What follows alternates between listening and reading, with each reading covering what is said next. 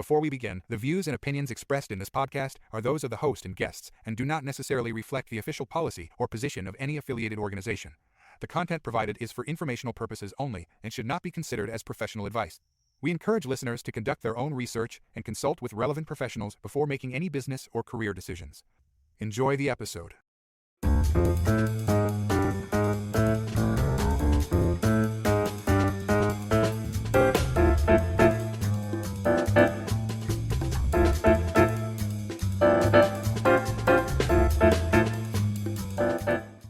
Good morning and welcome back to Coffee and Career Chat Startup Edition. My name is Adil Hamid, your host for this podcast, where we'll be diving deep into the world of startups, career development, and everything in between. Whether you're a startup leader, an aspiring founder, or someone looking to break into the startup world, you've come to the right place. In each episode, we'll explore the challenges, triumphs, and lessons learned along the startup journey, providing you with insights and strategies to help you navigate your own path. So grab your coffee, settle in, and let's get started. In our first episode, we explored the unique dynamics of the startup world and what it takes to thrive in such a fast-paced environment. Today, we're going a step further to discuss one of the most critical phases in a startup's journey: scaling. Scaling a startup is like transitioning from piloting a small, agile speedboat to navigating a large, complex ship. In the early days, your speedboat can turn with the minimal cash, effort, and time required, much like driving a car, your personal car, where you can maneuver the car by yourself without requiring a team or someone to assist you in driving your car. You can quickly adapt to the changes in the market when you're within that phase. But as your startup grows, your ship gets larger, with more moving parts and more people on board. This means more resources, more processes, and inevitably a lead time between making your decisions and implementing the changes that you want to make from those decisions. You have to be more deliberate with your maneuvers, anticipating challenges well in advance, because turning that ship around takes a lot of time, and much more time than if you were earlier or smaller as a startup. And your responsibility as a startup leader is to be able to predict and think ahead. Now, you don't want to overplan. Otherwise, you'll be consuming your resources unnecessarily. It won't be an intelligent use of your resources. So the way these episodes are divided are in 3 topics in every episode. So today, we'll be looking at the challenges in the first topic, the challenges of scaling. So the first challenge that I'd like to cover in this episode is maintaining the quality of your product or service. As your customer base expands, so does the pressure to deliver consistently. And this applies to any business, whether you have a sandwich shop, whether you have a restaurant, whether you have an auto shop where you replace your tires or you replace the customer's tires, you change the car's oil, you service the car. You need to make sure that the processes that are implemented, they're not dependent on an employee's mindset or enthusiasm or the way they operate. You want to make sure that as much as possible, that consistency exists across all employees. And we can learn from many industries on how that's done. The Formula One, when they change the tires at the pit stop, that's one approach. The checklist that DHL or any of these airlines have when they want to service their airplanes between flights, they go through checklists and they have certain controls and protocols to make sure that the checks that are required are all done with consistency, no matter who it is that's operating during that shift. So this has to be there in any startup for the startup to succeed and become scalable. So one of the biggest hurdles is maintaining the quality of your product or service. As your customer base expands, so does the pressure to deliver consistently. Imagine trying to keep the same level of personalized service when your customer numbers jump from a few hundreds to several thousands or even hundreds of thousands.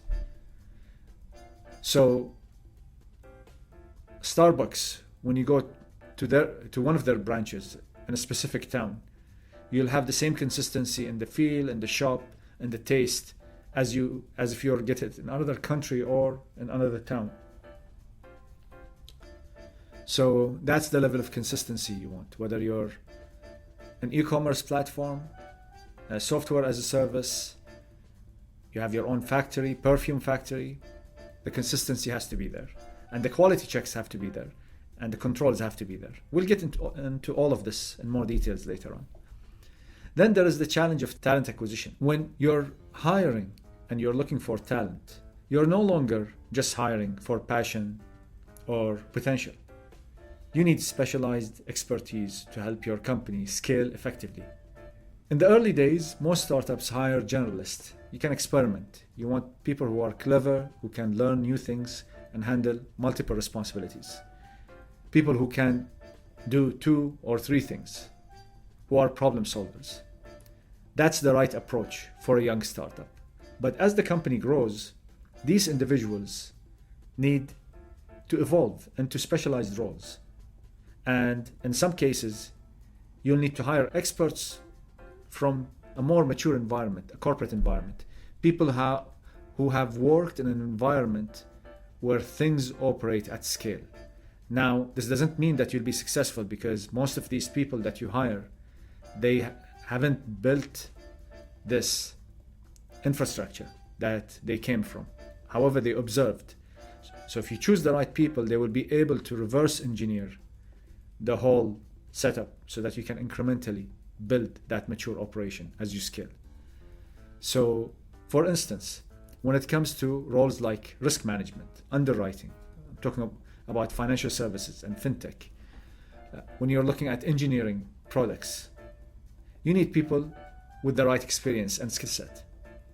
However, finding the right people who fit your culture as well, that's a challenge. And if you find the right people, they will help you grow very quickly and achieve your goals, your scalability goals, your valuation goals.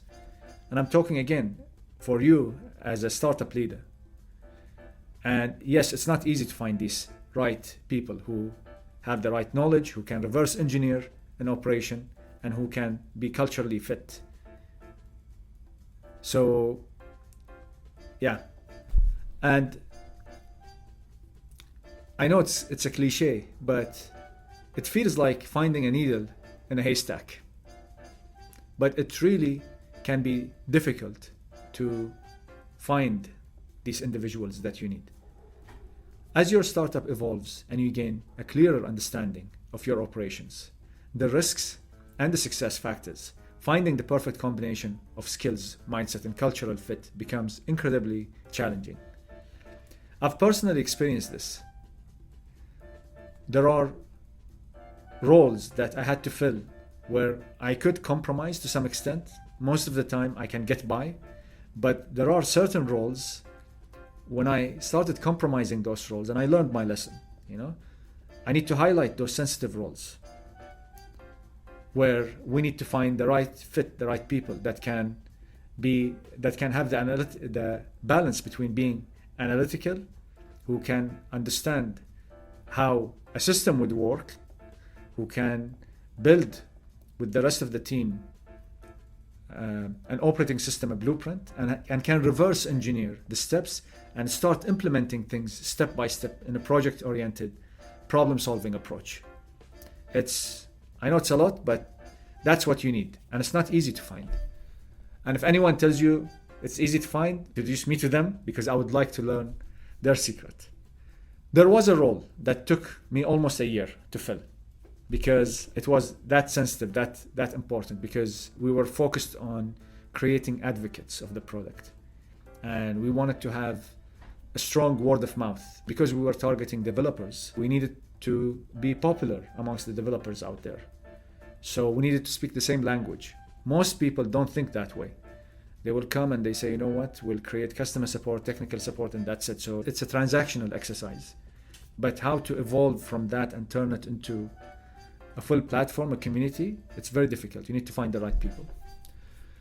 So anyways, fast forward, in a different episode, I'll share with you the story or the details of the story. But we have been able to achieve that. We haven't realized the whole goal yet, but today we have a group of loyal developers as part of our community, and I'm talking about Paytabs. This is where I'm currently working as well. So that's something that you can achieve, and we tested it and it works. Have we achieved everything we want to achieve out of it? Not yet. We're eager, we're ambitious, and we will continue building on that until we hit the IPO target. Anyways, that's a different subject. I won't get into that.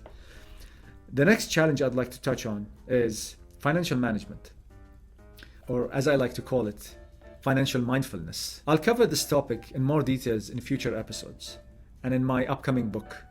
I'm actually working on the second book.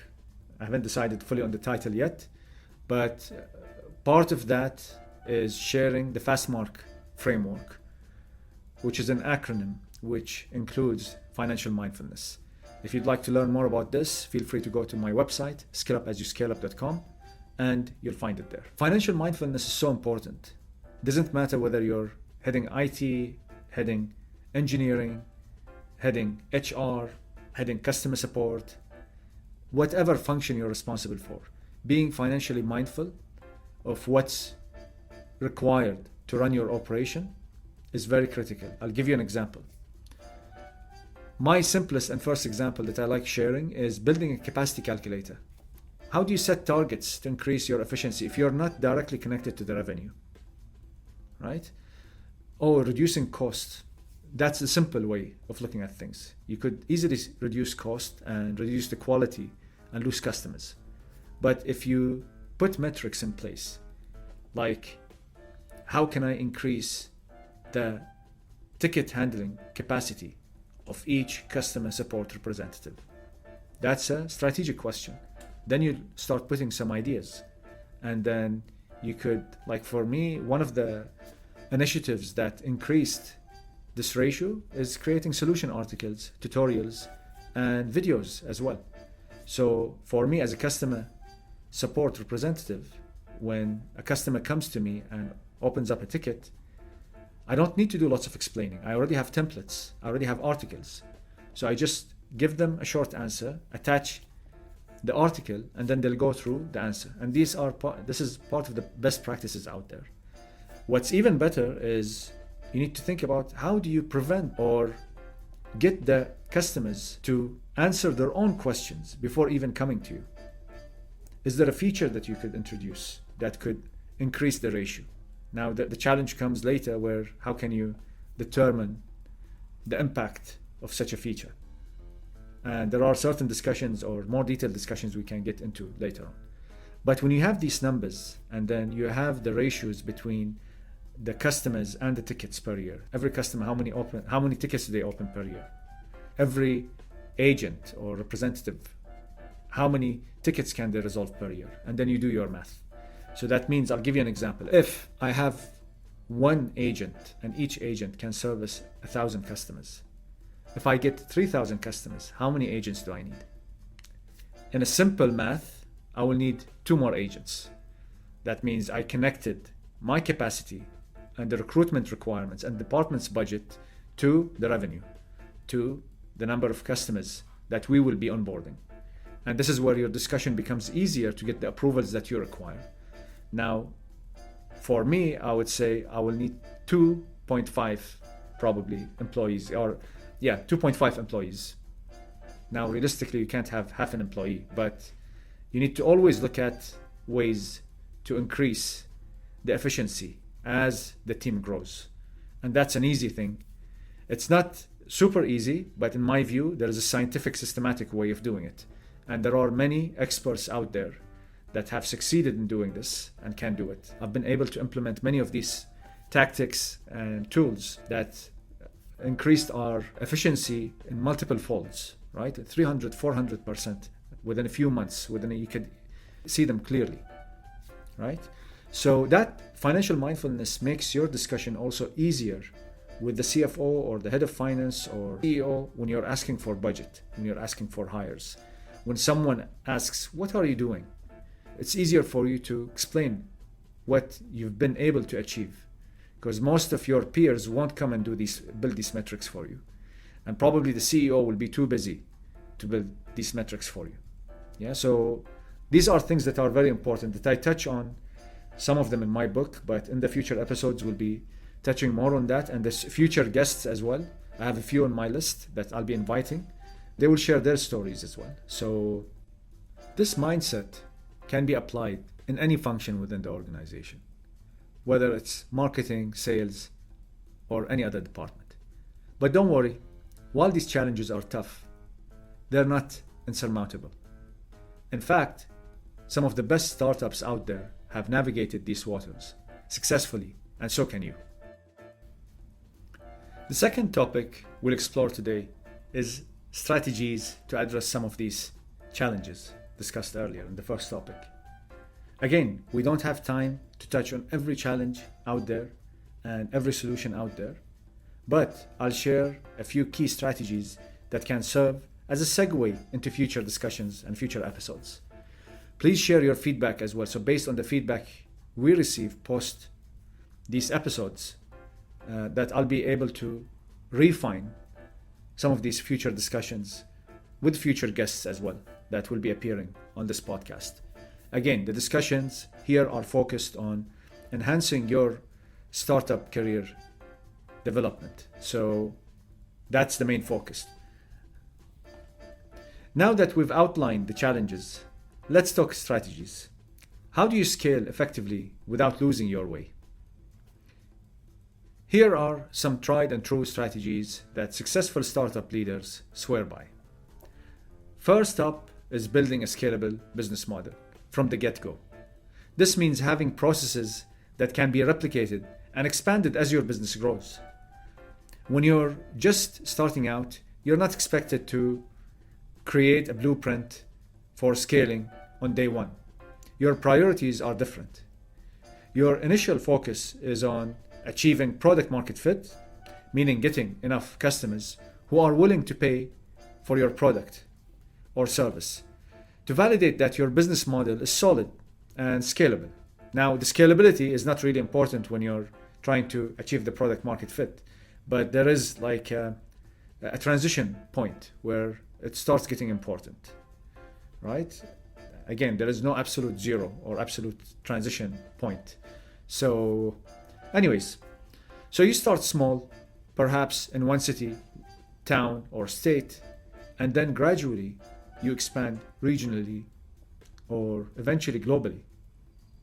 However, many startup leaders make the mistake of cutting corners, saying, we don't need to think about the future right now. And this can lead to issues down the line as they scale.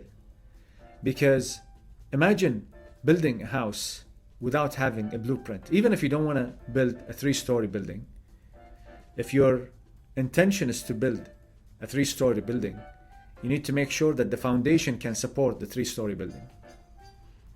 If you just go randomly and say, you know what, I'll just need to build what can sustain my one floor or 1-story building, that means somewhere along the way you'll have to take down the whole building, work on the foundation to support those 3 stories later on. Now, if that's the plan, then that's good. But if that's unintentional and you don't have the budget for it, and you know that you might face issues later, then that's bad planning. Again, another example. Let's say you start with a SaaS product offering a monthly subscription. Initially, you offer it for free. Then you start charging $1 a month, right? But you haven't done a proper feasibility study. In your mind, you're generating revenue. I'm charging $1 a month. Later, your CFO comes on board, looks at the numbers, and realizes that it's costing you $10 to maintain each customer per month, and you're charging them $1. So what do you do then? This is where having a financial model from day one comes in handy. If someone had done the projections early on, they might have suggested a different approach, perhaps charging $20 a month, but offering the first 100 customers a discounted rate of, let's say, $1 a month. It could be even like a discount for the first year, the first 2 years, the first 3 years. It doesn't have to be the first 100 customers. I'm sure if you're purchasing apps online, you have probably experienced that, where you buy a lifetime license for $10, $20, and then as the product evolves, the company or the app developers, they start charging an annual subscription fee. And this is what sustains them, right? But in the beginning, they want you to come on board. They might even offer it for free.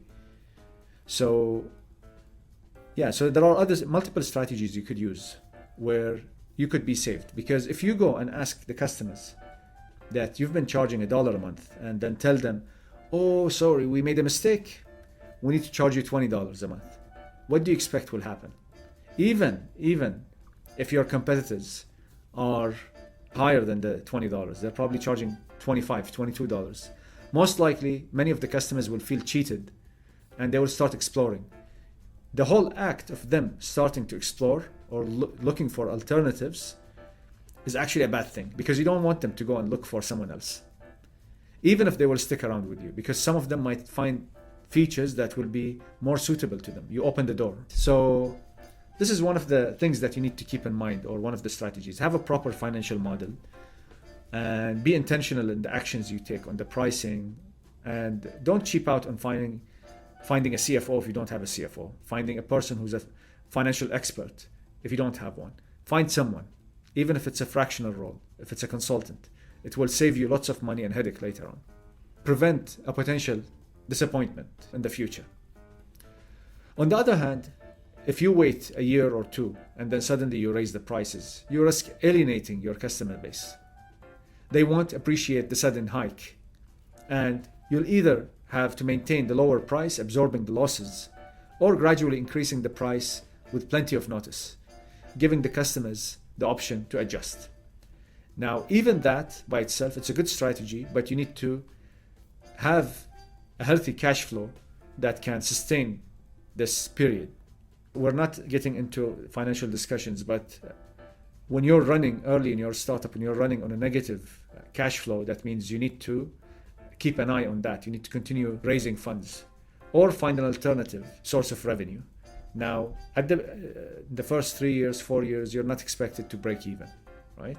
But as you grow, you need to have a roadmap to break even. Unless you're going globally, then that timeline gets stretched further. Alternatively, you might decide to absorb the initial losses with the expectation that as your customer base grows, the increased revenue will eventually cover those losses, allowing you to break even. So those customers continue paying whatever they've been paying without any changes.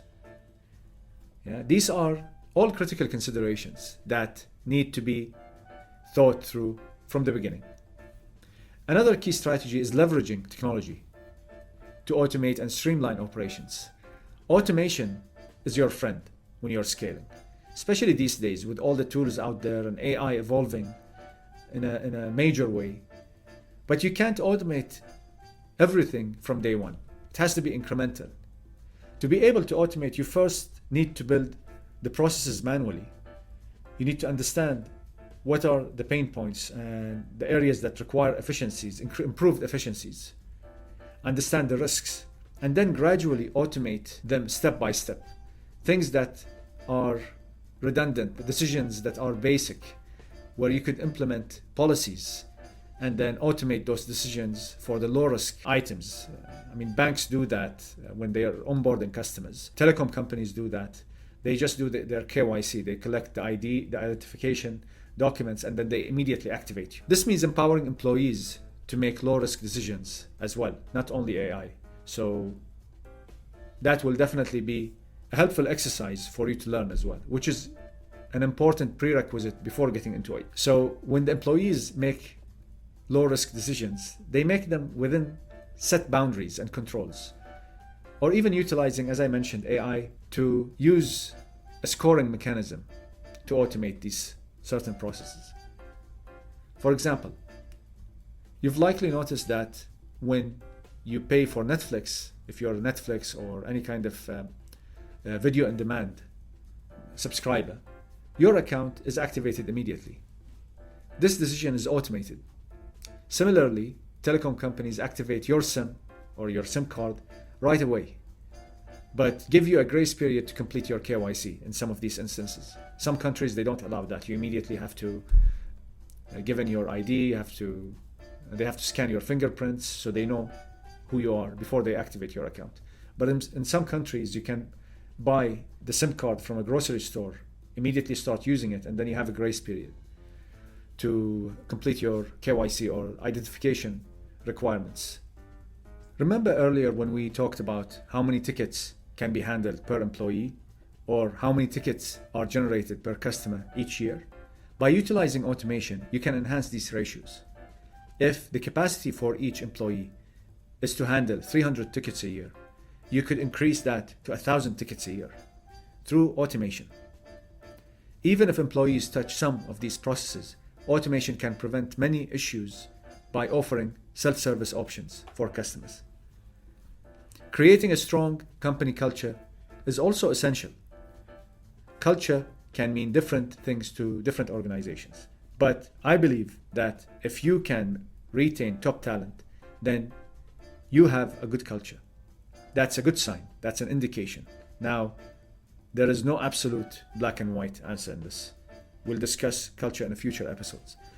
However, many organizations struggle to quantify culture effectively. There are surveys such as the 360-degree reviews that HR departments conduct within companies, especially large companies. They use these to measure the culture, to get feedback about the culture, of course, in addition to other factors such as employee attrition. How many employees do they leave per year or per quarter? And what's the retention rate of the employees? So these tools are used to measure the culture as well. From my experience, all of these tools and measurements are debatable when you're looking at the culture, because the culture can mean different things to different organizations, and there are many books written on them. Finally, strategic partnerships. Strategic partnerships can eliminate many potential inefficiencies by partnering with someone who is better than you in certain areas and more specialized than you. For instance, most coffee shops source their coffee, and while some may roast their own coffee, very few have their own kitchen. They usually partner with an external kitchen because that's not their specialty, and it's probably more cost effective, and they don't need to bring a chef to deal with all the mess that a restaurant has to deal with. That's an overhead they can, or an extra cost that they can avoid. They can then change the menu based on customer preferences. They have more flexibility, sourcing from their partners, different types of partners. They could get the cakes and desserts from somewhere. They could get the sandwiches from somewhere else. This is why companies like Google create marketplaces rather than trying to replicate every application out there themselves. They'd rather open the marketplace and create protocols and tools for developers out there and companies out there to create their own products and sell it to Google's customers than Google going and creating every tool out there. Even Microsoft probably does that. They create basic tools. They would create the light version of a task manager where you could manage your projects and collaborate with your employees, with your team. But if you want something more advanced, then you go to Slack, you go to Asana, you go to Monday.com. And then they will allow you also to integrate these tools with their own platform. And then finally now into topic 3. For our final segment today, I want to dive into an insightful article published on Harvard Business Review by Michael Redbord titled Scaling Customer Service as Your Startup Grows. Michael, who played a significant role in building the customer success function at HubSpot, offers invaluable advice on how startups can maintain a customer-centric approach as they scale. In the article, Redbord discusses how customer expectations evolve as your startup grows. What begins as a reactive approach to customer support, addressing issues as they arise, needs to shift into a proactive strategy where you're anticipating future customer needs and resolving issues before they even become a problem. You remember we were discussing this earlier about creating a community, creating self-service features. That's one of the things he's touching on, and this is one of the things that HubSpot has been excellent at doing. So this proactive approach is essential for maintaining customer trust and loyalty, especially as your customer base expands. This approach really resonates with me, especially during the period where I was responsible for building the customer success operations for paytabs.com, which is a payments technology company based in the Middle East. We went through a similar journey and faced significant challenges with our customer service as we began to scale in 2019. At that time, the company was struggling with a rating of less than 1 out of 5 on Trustpilot, which was a wake-up call for the team. By embracing the customer-centric approach, similar to what Redboard outlines, we focused on proactive customer service or proactive customer success, refining our processes and making strategic hires. So the processes and the strategic hires were the key in that equation. They were key in building that successful story. We were able to turn things around. Today, I'm proud to say that we've maintained a Trustpilot rating of above 4 out of 5 for nearly 4 years. Creating features that prevent issues from arising, like self-service options, plays a critical role when shifting from a reactive to a proactive mindset. Most of the startups out there and the startup leaders, they get sucked into the reactive approach and they become firefighters. They then transition into a certain mindset of being busy bee without any honey. Busy bees without any productivity. They become reactive. They become addicted to being busy without development, without progress. This transformation wasn't easy, but it validated the importance of strategies Redboard discusses. We learned firsthand that scaling isn't just about adding more customers or increasing revenue. It's about scaling your ability to serve your customers effectively. This commitment to customer centricity is what sets successful companies apart and ensures long-term growth. This is scientific, so it's not a theory. You can see many case studies on that. And customer centricity, there is an approach to achieve that. Unfortunately, many startup leaders abuse the terminology, as customer centricity is more of a philosophy rather than a practice or an exercise. We'll touch on this in more details in the future. For now, I'll be sharing the link to Michael Redboard's full article in the description of this episode. I highly recommend reading it, especially if you're in the midst of scaling your startup. That's a wrap for today's episode of Coffee and Career Chats Startup Edition. I hope you found our discussion on scaling challenges and strategies not just insightful, but also actionable and helpful. Whether you're in the early stages of your startup leadership role or already deep into it, remember that growth isn't just about getting bigger. It's about getting better in ways that align with your business's goals and values. Before you go, I'd love for you to take a moment to share this episode with someone who could benefit from it. If you found value in today's discussion, please consider rating and reviewing the podcast. It really helps us reach more people like you who are passionate about startups and career growth and who could benefit from this by joining a startup and accelerating their career progress. And remember to subscribe. We've got some incredible episodes lined up, including deep dive into funding strategies for startups, understanding employee share option pools, and negotiating your packages. Thank you so much for spending your time with me today. I'm looking forward to continuing this journey with you in the next episodes. Until then, keep pushing forward, keep learning, and as always, stay curious. Thank you so much for spending your time with me today. I'm looking forward to continue this journey with you in the next episodes. Until then, keep pushing forward, keep learning, and as always, stay curious.